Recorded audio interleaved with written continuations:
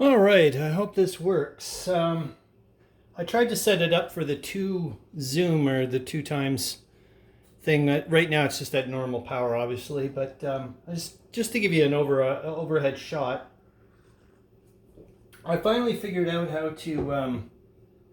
I wouldn't say deal with the German cavalry over here, but at least I finally figured out, I think, how to get the supply towards the front. Um, yeah, something kind of clicked into me on the weekend. I was like, wait a minute, if I can't get the supply to the headquarters, maybe I should try to get the headquarters towards the supply. But before we start, or I start, I'm going to say that I think I made so many mistakes with the Germans, the last German move, I was like, okay, let's just calm down or like slow down for a bit. I think part of me was maybe just focusing too much, making videos as well as spending too much time focusing yet again on just the numbers.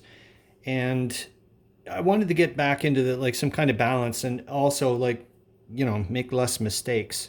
So I said to myself on the weekend, okay, you know what? You're just gonna relax. Just take your time, go with your gut. And I really also, I just had a massive craving to get back into some role playing again.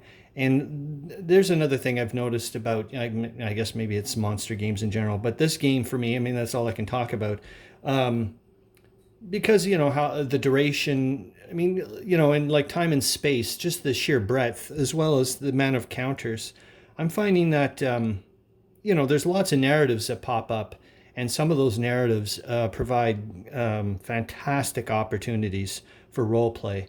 And when I finally figured out how to approach getting the supply points towards the front, uh, I went, wait a minute, here's a perfect opportunity for role play. And where it led me, I, I mean, it's not the same thing, but it felt to me just like an Easter egg, like in a video game. I was just like, oh my God, all the little things. I can remember, like, when well, they're not, it's not an Easter egg, but anyways, I'm not going to go into the video games. But it had that feeling to me. I was just like, oh my God, like everything had to kind of fit into a certain spot. And then I had to go onto Wikipedia to find out about this person. And I was like, oh my goodness, this is crazy. I love it. I love it. I love it. And I just was like, okay, I need to play this game more often. If anything, not less. Holy moly. Anyways, here we go. So what I wanted to do is I just realized until I get the Cossacks up here, and it's going to be 16 days until they get there. Four turns. This is nuts. I was like, okay, I need to send some kind of something here, like an ongoing until the Cossacks show up. And I can't just send a battle group over because that's just one counter. So I was like, okay, I'm going to have to send over like a discrete group. And I was like, hey, wait a minute. That's kind of like a corps. I can make my own corps. I'm going to identify it as an own corps. And I went, hey, there we go. We've got some role playing going on here. Then I also clued in that by the time the supply actually gets to the front line, it will have been delayed in a rail yard in Kovno by basically one division of German cavalry division for nearly a month. And I was like, hey, based on everything, I was like, okay, someone needs to be blamed for this. And all the stuff that I've been reading, there was so much backstabbing and laying blame on others in the Russian staff, and I'm sure on the other sides as well. That I was like, okay, you know what? Someone's going to make a preemptive strike here. It's either going to be Zhilinski from the Northwest Front, or it's going to be Redenkamp. Someone's going to say, you know what? I don't want to take the blame for this. And I was like, you know what? In a weird way, you can kind of say that Redenkamp is the one to blame because Zhilinski sent over the supply, and it's been Redenkamp dilly-dallying, sending infantry divisions up here and then back there. Anyways, so I went, you know what? That's what we're going to do. So here we go with the pretendness or whatever. I'm going to start trying to pretend or not say I all the time. But so I'm going to say that Zhilinski looks around and says, okay, who's the closest infantry division to Kovno and the supply points? And I'll get rid of these little things in a bit. Oh yeah, I'll show you why. So this is just, I'm just trying to show, how should I do this? Should I do the role playing later? Yeah, let's do the role playing later and then I can get into this. So these points, I'm just trying to, so I'm going to bring the core, one of the core HQs. I did want to get an army HQ over to do it. The problem is that there's some replacement units and some depleted infantry units there, divisions sitting there. So they're going to have some recombination. I don't want to move obviously don't want to move the army headquarters. I'd lose that ability to do it this turn. So I'll leave that there. Then I'm going to move the core, one of the core HQs over to here. To actually it'll be one of the core HQ under the orange spot here. Core HQ 1 is actually going to that yellow spot.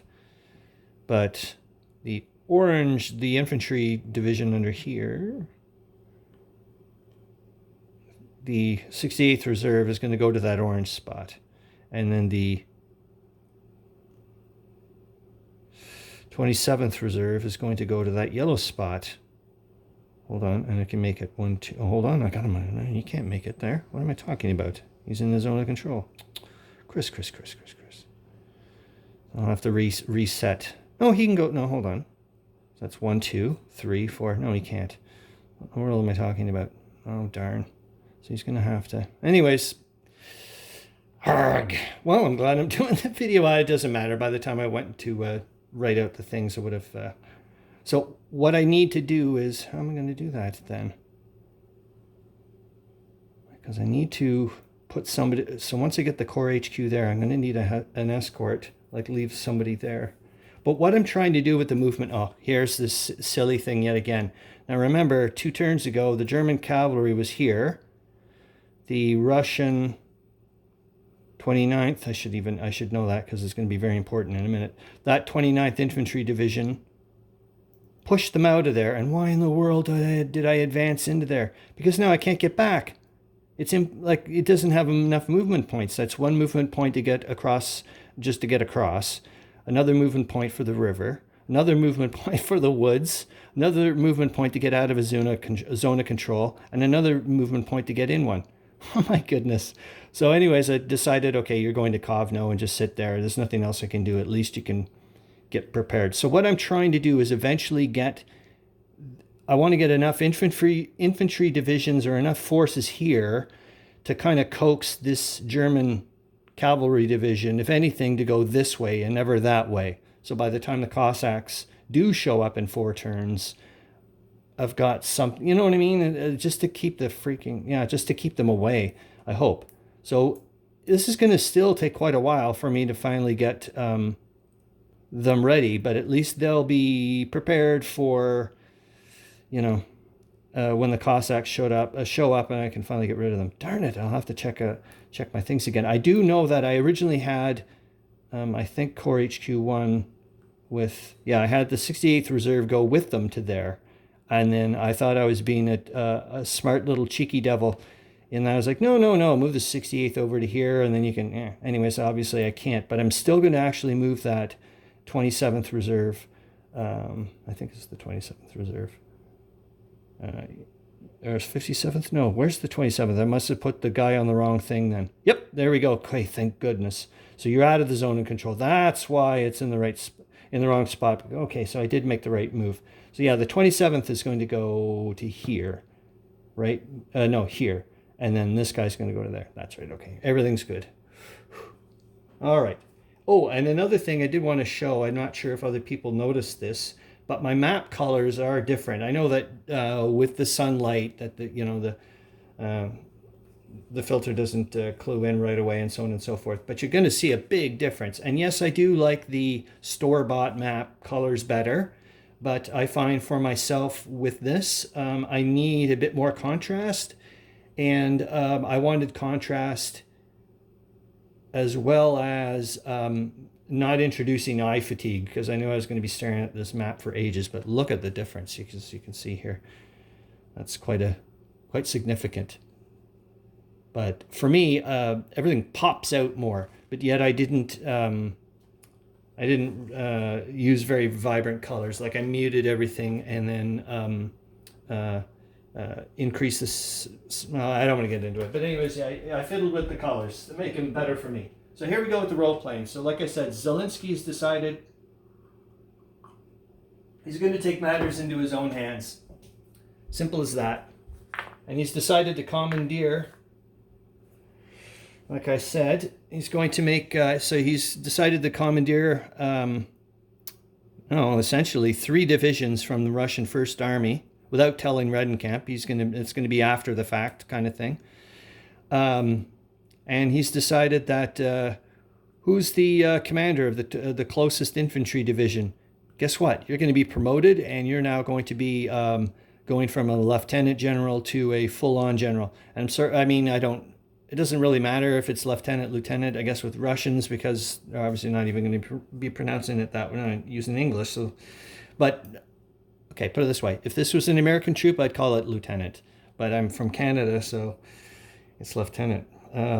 What else can I say? So Zhilinski's decided to make what he's called a what did I call it here?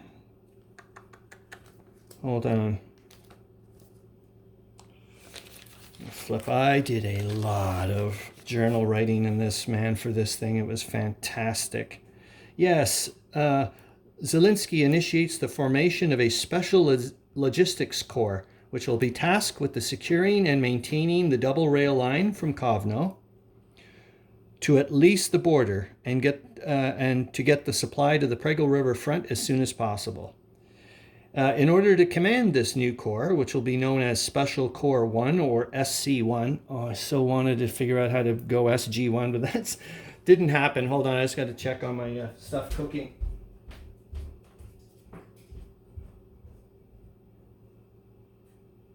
There we go. Turn down the oven or the stove, and I can have another sip of tea.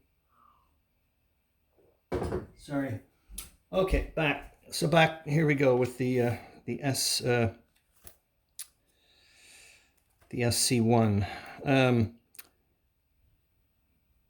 So Zhilinski looks around for the closest infantry division to Kovno, and it happens to be the 29th, located across the bank of the Niemen, right there. And the person commanding the 29th Infantry Division is, and I went and looked them up, is Lieutenant General, oh my gosh, Anatoly Mikhailovich Rosenshield von Paulen. Hey, I think I did have to be decent this time. And thank goodness, this is his short name, they call it, is Anatoly Rosenshield. Anyways, Zhilinski orders Rosenshield and the 29th to Kovno and promotes Anatoly Rosenshield the general of the Special Corps 1, which will consist of Corps HQ 1, which is over here. Oh, I wanted to put it on zoom mode. Darn it. There we go. I think it's hopefully still there. We'll see what happens. So Corps HQ 1, which will now become Rosenshield's base of operations and will begin moving towards Kovno, which I said it'll end up here. And then under eventual escort with I'll just say it in a minute. Providing escort for the Corps HQ will be the 27th Reserve Infantry Division, also currently assigned with the First Army, which I said is going to be zipping on over there. And then Rosenshield's own 29th Infantry Division, which will now be commanded by the newly promoted Lieutenant General Nikolai Ivanovich of the 113th Infantry Regiment, which is a regiment in that division. I looked it up, and tough. He's getting a massive promotion. That's the way it goes. I looked it up, and the 113th seemed interesting, so I was like, okay, you're up. And then the 68th Reserve Infantry Division, also currently with the First Army, and located with the Corps HQ, so right underneath, and Rosenshield's additional support staff. And although also heading towards Kovno, will position itself southwest along the east bank of a tributary along the Niemen River. So, as I said, it'll be, 2404? Something like that. But anyways, just outside the zones of control. Like I said, what I'm trying to do is, entice the German cavalry to go this way, and then eventually, while the Cossacks show up, so I can maintain this double rail line, I hope. see what happens. And here we go. We're getting into the crazy stuff, or at least for me anyways. When I started looking up who the heck Anatoly Rosenshield is, I went, oh my gosh, this is just too much fun. So partially the reason why I picked some of those, a couple of those divisions, well, obviously because of distance to get them there, but I also wanted to make sure that I picked reserve divisions, because I was like, hey, wait a minute, I'm making like a brand new corps. It's just this tiny like, oh yeah, and that's the other thing, is this corps is only going to report directly to Zhilinski, not part of the First Army at all. And there's the other nice thing is once it happens, once Rosenshield meets up, I just want to, once his 29th meets up adjacent to the Corps HQ, I'm going to say it's official kind of thing, and he's like popped on over. I'm going to give them their own special color and their own special thing. It's from someone from BGG. I wanted to, I'll try to modify one from Alberto's submission, because I far prefer to use one of his things and his colors. But I'm glad that it's a completely separate color than what I'm using, so that way it's like, okay, this is, completely separate. Yeah, and of course they have their own cube color, so that's wonderful. Where do I go here? Yeah. And then, so here I say, obviously this would not sit well with Redenkamp, but from what I've read, he and Zhilinski were not the best of friends to begin with. And there are also numerous mentions of internal politics, backstabbing, laying blame on others, etc. So all this seems quite plausible to me, that something like this would have happened. I mean, not, anyways, let me play, man. When I went to look for a counter to represent the Special Corps, which I said, so now they have their own stuff. I'm almost like remembering what I wrote. And then now this is where it's going to get into, it just blew me away. So I get to work.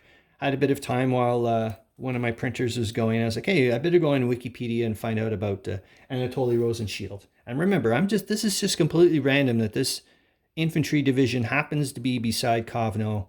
I mean, this could have been like, I don't know, Nikolai Skurovich or something. And, one of the worst commanders you could possibly have. And I would have went with him anyways as part of the narrative, and he would have been heading the Special Corps. That's just the way it goes. However, watch this. Oh gosh, I love this game, man. I'm telling you, like I've said before, to me, if you can quantify like effort, or I don't know if you want to put it this way, input into the game and the enjoyment I'm getting out of it, it's never 1 for 1. And right now the exchange rate is going mental. It's like I put in 1, I'm getting 10 back. It's like, whoa, this is great. So here we go. So I went and looked up the Wikipedia things, and these are a few things he's done. And I went, you've got to be kidding me. So on August 17th, 1914, at the Battle of Staluponen, oh, darn it, I almost get it, man. Anyways, there's a slight difference in the way, okay, this is the way I would normally say it. Battle of Staluponen. See, I can't say it right the old way, because my brain is like half and half now. On his own initiative, attacked the 1st Corps of General Hermann von Francois, forcing a retreat, capturing prisoners and artillery, and ended up deciding the outcome of the battle. I'm like, what? Then it gets better. I'm like, come on, this is getting silly. And then August 20th, 1914, obviously, the Battle of Gumbinnen. He saved the position of the entire First Army by holding off 3 divisions. I'm like, oh my God, this is insane. So, what can I say? I'm just like, could you pick anybody to be promoted to have this special little thing that gets, and gets to report straight to Zhilinski and so on, and have this fantastic little narrative? And this I would have never had, if I didn't start going, you know what, let's just follow your gut and slow down and do a bit of role playing and so on and so forth. Anyway, so that's it. Okay, that's the end. I'm happier than you can imagine, and it was extremely hard actually for me not to leave work. Like I just say, once I realized what was happening, I was like, wow, I got to get back to this table or write in my journal. This is nuts. I can't stay at work. Like this is almost criminal. But some kind of restraint kicked in. I don't know what it was. Probably it was like mortgage payments. Anyways, that's it. So yeah, I did record the movements. So hopefully the next video I pop up will be that. And oh my God, how long is this thing? But that's the way it goes. All I say is, yeah, this, I guess with any game, but it's like, whatever you want to do with it. But for me, this game at this moment in time, and I hope it continues, it's just been a fantastic vehicle for me to explore role playing, journal writing, painting, doing all these crazy nonsense things. And as exploring history, puzzle solving, what do you name? It's just, wow, fantastic.